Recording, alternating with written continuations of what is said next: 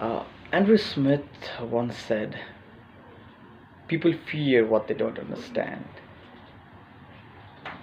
But if you look at the history of humans, whole human evolution and advancement of being one of the smartest species on this planet, one of the core feature or one of the core thing that we did was to go and look for the things that we didn't understand.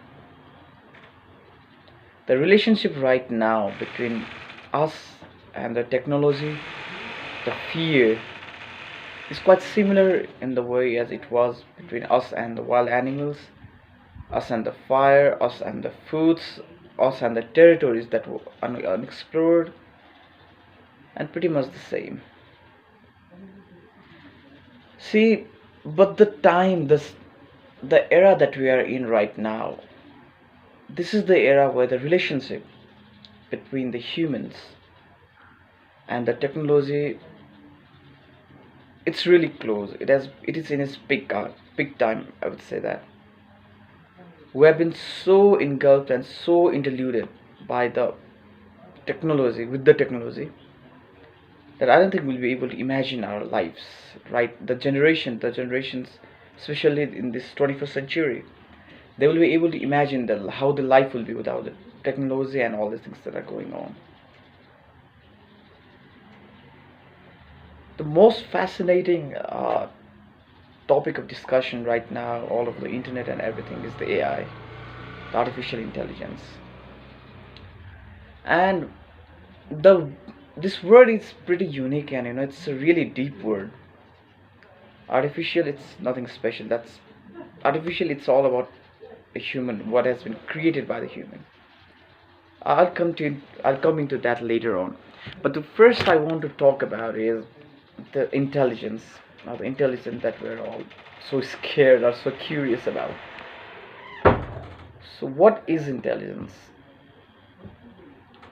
If you ask me, intelligence, it's simply about being able to think by yourself and being able to solve the problem in a unique way.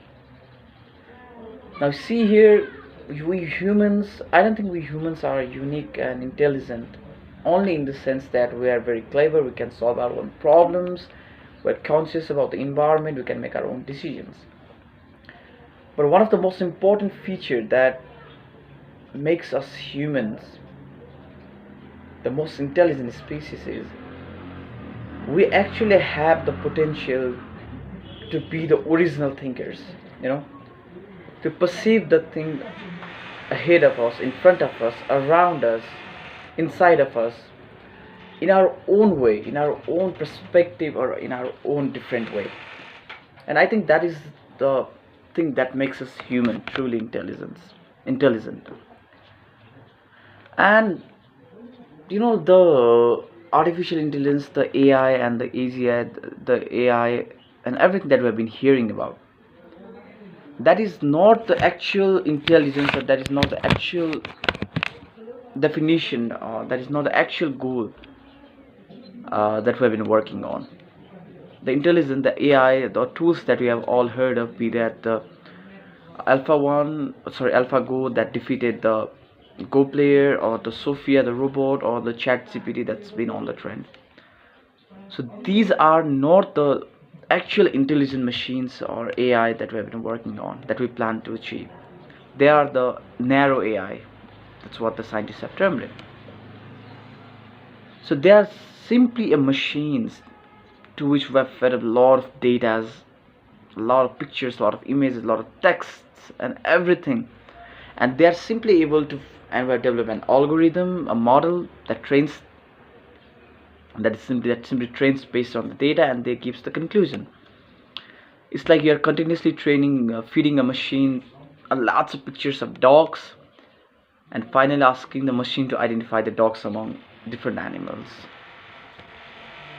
That's only a significant or very small part of how the intelligence or the consciousness of human work.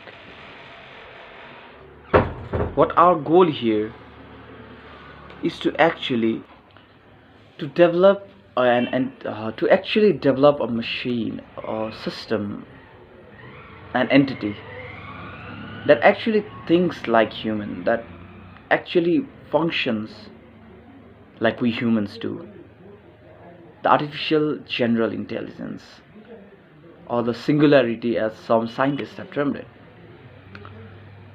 Now you see, we're still a long way to reach there, but the fear that's going on right now is like, the jobs being replaced, the artificial intelligence taking over humans, like in the movie Matrix, transcendence.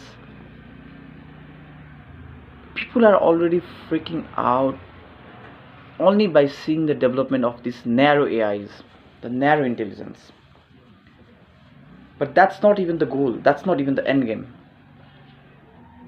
And you see, the fear is totally irrelevant, because like few minutes ago I talked about the term artificial intelligence, and I said I will talk about artificial in after some time. You see, artificial, it's something that the humans have developed. And as far as I have studied, and as far as I have understood the world's history, we humans always like to control things.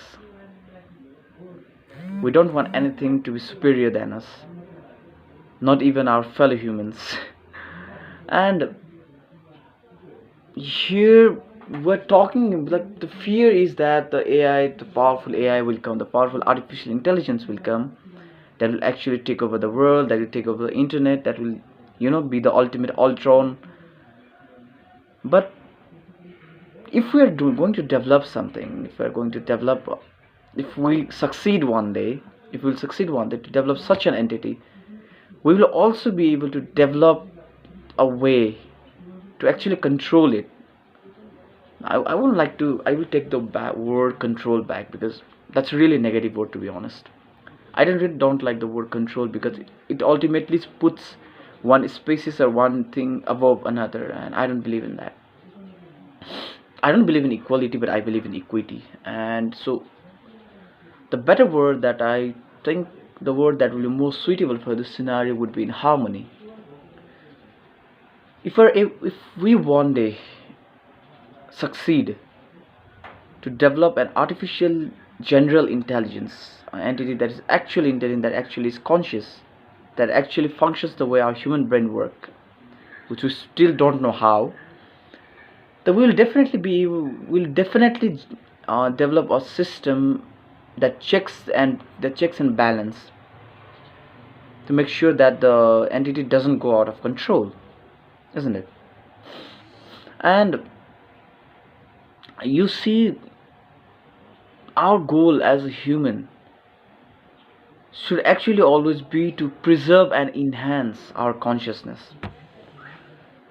Now you see, this body, right now, the anything that's talking with you, it's my brain, and especially not my brain, my consciousness, that has been communicating with you through a medium, brain, which is actually surviving on this planet, using this human body as a spacesuit.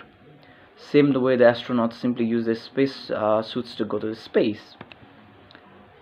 And the goal has always been to understand how humans, understand how we work, understand how everything functions in the body, and to actually preserve it and enhance it more. And that's what I think we're doing with the AI, studying of all this AI and all the neural schemes and the neural networks and everything that we've been, the scientists, we have been researching on. So once we're able to do that, imagine there will be no limitations in the human body. Like right now, though my brain I'd like to believe that our consciousness has no limit, but it is limited by our human body. By the limit, we're actually limited to how much we can work, like how much we can concentrate, how long can we work on something, how deeply can we perceive a problem, how deeply can we visualize any scenario, any situation, or any object. But imagine an entity, a system that has no such limitations, no such processing power. It's limitless, it's conscious, it's limitless, and actually is developed the way our human brain works. I think that would be a treat. Imagine the advancement that we could make in the field of physics, like so many new equations, we could solve so many theoretical works in the field of nanotech, in the field of Alzheimer, curing the Alzheimer and the cancer, in the field of cosmology, you name it, and it will be useful in that field.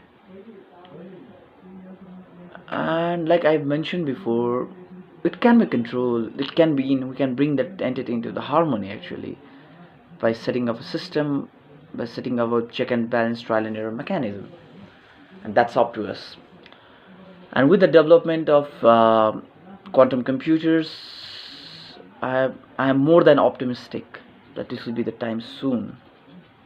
So the fear, it's totally irrelevant thinking that AI will take over. And about the jobs, the age it's always advancing.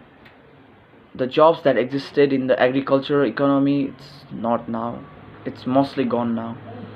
The jobs that existed in the industrial economy, that is also very limited now. And slowly the economy will evolve, and so will the people with it. Yeah, this generation, the these people, they might face some problems and challenges, no doubt, but I think that's a small price to pay for the advancement of the whole humanity. And it's not like that their job will be totally gone. They will have alternatives, because it doesn't matter how much cool a truck driver automated truck looks, it ultimately needs a human driver or conscience to repair it, to maintain it, to actually take some really important decisions that a machine can never take in the current scenario of the narrow artificial intelligence. Like for example, you're traveling in a road and you saw a old woman and a child. You're in speed, you won't be able to break it in time. So what will your automatically driving car do? Will it hit the woman or will it hit the child? So there are such kinds of questions that I don't think the machine, the narrow AI, in the current scenario or in a decade from now, can solve it. So humans are still good. It's like a calculator could never replace a mathematician. And so I have a dream. Uh, I have actually dreamed to work on developing an actual conscious entity. So you see, I am really close with my father, and as a practical man, as a human, I know he won't be around with me forever. And I really want to,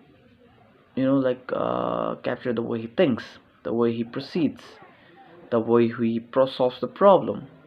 And I want to actually upload his consciousness. I want to develop a system which is actually the replica of my father, which functions in the way he does, which thinks in the way he does, and in that way, that's the immortality that I really like to think human can achieve.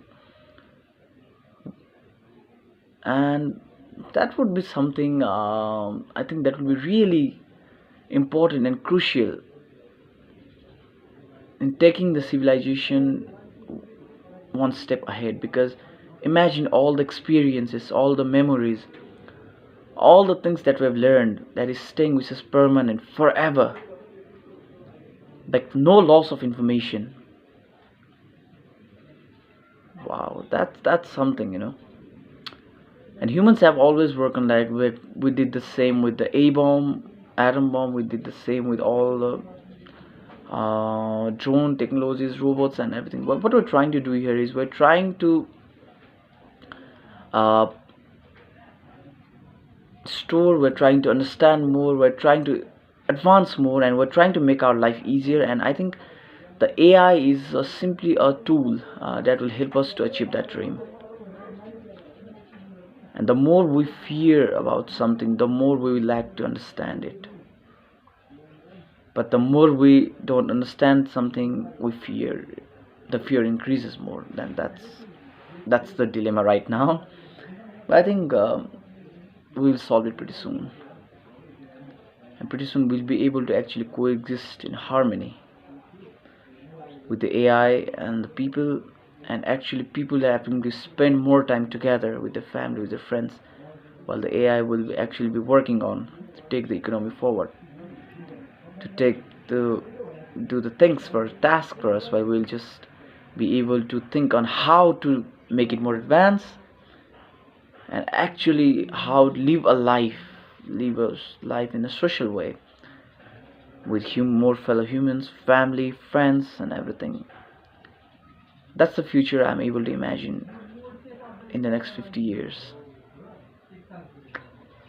And I think that'll be the mission of my life. Let's hope for a better future.